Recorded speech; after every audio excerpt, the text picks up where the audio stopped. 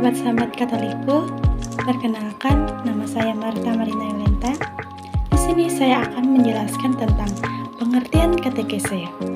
Nah, secara etimologi, menurut Marianus Talambanua 2005, kata katekese berasal dari kata katekin atau kata kerja dan katekes dari kata benda.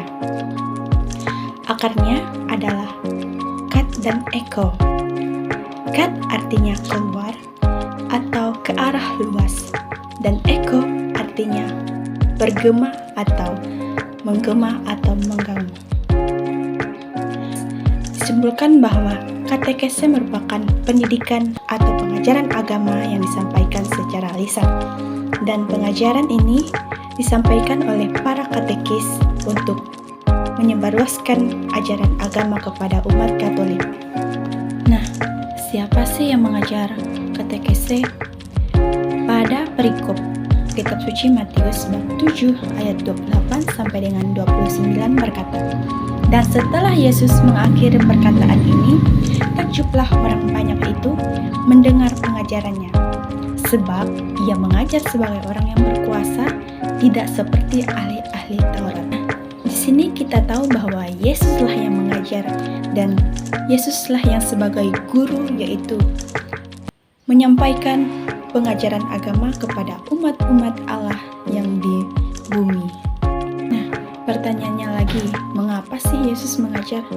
Nah, jawabannya adalah karena ia adalah sebagai guru dan sebagai Tuhan Yesus. Ini bisa kita baca di Kitab Suci Yohanes bab 13 ayat 13. Selanjutnya, apa sih dasar penyelenggaraan katekese?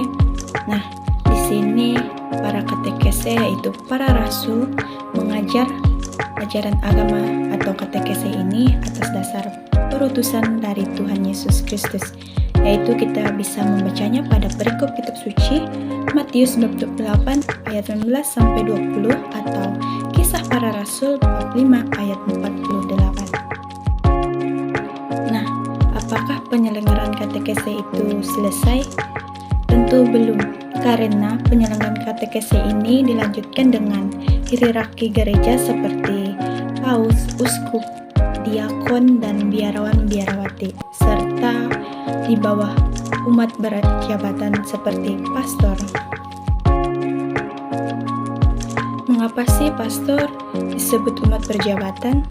Karena umat berjabatan adalah umat yang telah tertabis, yaitu seperti pastor dan suster. Mengapa sih pastor yang harus menjalankan tugas penyelenggaraan katekese? Nah, karena pastor adalah sebagai imam. Tugas imam adalah menguduskan, mewartakan, dan mengajarkan.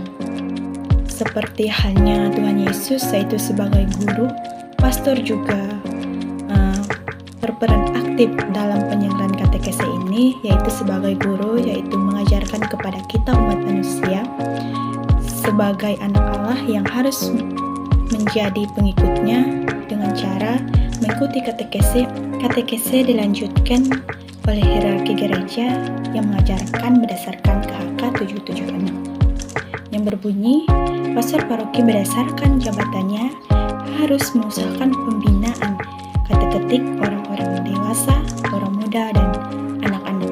Untuk tujuan, bisa kita ketahui sekali lagi bahwa latar belakang penyelenggaraan katekese yaitu adalah perutusan Tuhan Yesus sendiri kepada muridnya. Nah, seperti yang kita ketahui, ketika kita mulai mengikuti Yesus, kita harus dibaptis terlebih dahulu dan kita akan mendapatkan rahmat baptisan. Nah, ada 3 rahmat baptisan, yaitu yang pertama menjadi anak Allah, yang kedua diangkat menjadi anggota gereja, dan yang ketiga adalah kita dilahirkan sebagai manusia yang baru. Dan katekese yang otentik adalah semua yang berpusat kepada Kristus. Nah, untuk poin yang terakhir yaitu katekese dalam misi gereja. Apa sih misi gereja tersebut? Nah, misi gereja tersebut adalah keselamatan umat di dunia. Apa sih yang dibutuhkan umat agar selamat? Yaitu umat harus jalankan katekese, karena katekese itu sendiri memiliki arti yaitu pengajaran iman. Nah, supaya umat manusia selamat, mereka harus melakukan atau mendengarkan atau mengajarkan pengajaran agama kepada umat-umat yang ada di dunia. Nah, sekian penjelasan katekese ya. Semoga bermanfaat bagi kita semua yang mendengarkan. Tuhan Yesus memberkati.